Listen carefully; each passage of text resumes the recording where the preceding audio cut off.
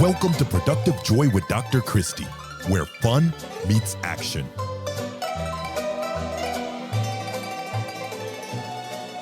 Hi, friends. Welcome to Productive Joy, the recap. It is December 6th. I don't know about you, but I feel like this year went really fast. And then there are other things about this year that took forever.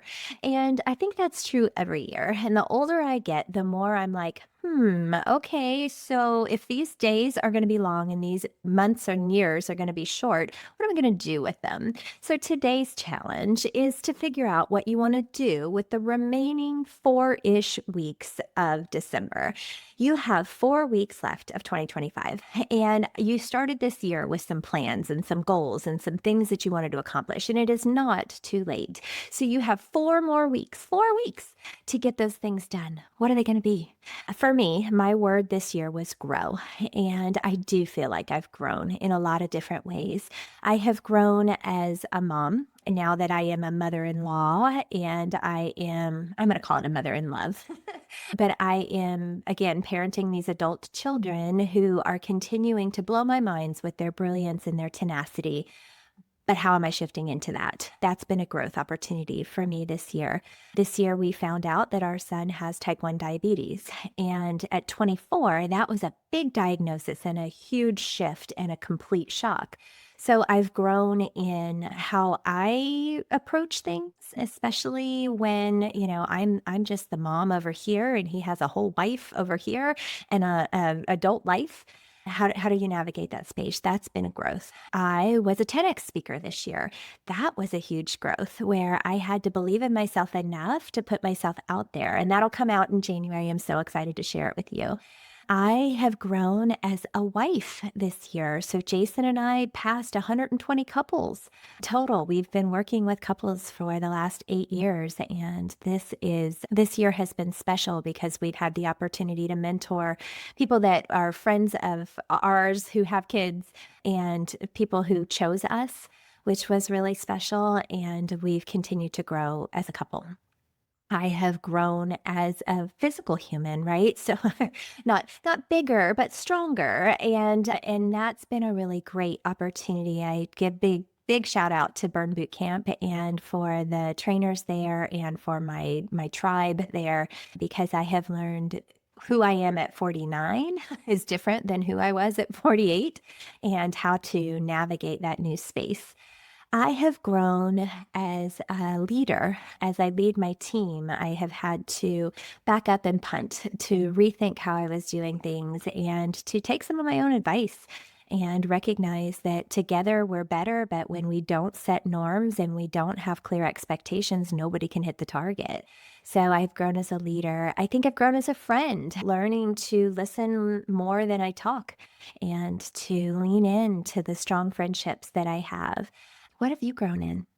What are some of the things that you feel like you have gotten better in? I don't know what your word was. My word was grow. Maybe your word was tenacity or, flexibility or to just be. I know I have a friend whose word was done. That it's okay to be done with some things. So I want to challenge you because here we are at the end of the year and it happens every year, but somehow this time of year it sneaks up on us and it gets busy and it gets tumultuous and it gets unnecessarily frantic. And so I'm going to challenge you this year to settle in, to calm down, to relax in the moment, to recognize that everything doesn't have to be perfect. You just need to be living in that moment instead of rushing to the next moment. I am terrible at this. I am the first to admit that this is not something I'm great at. But you know what? I'm getting better. I'm getting better at saying, you know what? I'm going to be right here, right now. I am going to be fully present in this moment. And I think my husband would probably argue that I don't always do it right, but I am improving. And that's all we can ask of anybody. So what are you improving on today? With these last 4 weeks, what are you going to do with them so that you can end the year strong? I'm not suggesting that you do some big major thing. I'm suggesting that you be intentional. The more intentional we are, the more we get the results we want instead of the results we end up with. So be intentional today and recognize that you don't have to wait till January to start new things, that you can start any day. And sometimes those are the things that stick even more. Can you imagine if you had something that you wanted to start in January, but you started now, how much more ahead you'd be if you did that? So today, I want to come alongside you and support you in that. This is something that we do at Intentionality Group with individuals and with companies is we support you in becoming the best version of yourself. And we'll hold your hand the whole way. We don't claim to have all the answers, but we do have some wisdom that's come from years and years of experience that might support you in getting to that desired outcome. We help identify gaps and then bridge them. And we all have gaps, friends. I would love to tell you you don't, but we do. So if you need us, you can email me at Christie, Christie, at intentionalitygroup.com, and I will answer you immediately, I promise. And let's talk. Let's figure out how we can get you to have the best version of yourself here in the end of 2025 and beyond. All right. I appreciate every single one of you, and I'm so grateful to get to be a teeny tiny part of your world. Thank you for listening. Thank you for choosing joy. I know that joy is a choice, and I also know that toxic positivity is a problem. I am not suggesting that with productive joy. I am suggesting that you recognize that really good things are coming your way. So go be sparkly and amazing today and use this month to accomplish some of the things that you knew you really wanted to do in 2025. And don't forget to figure out a way to turn fun into action.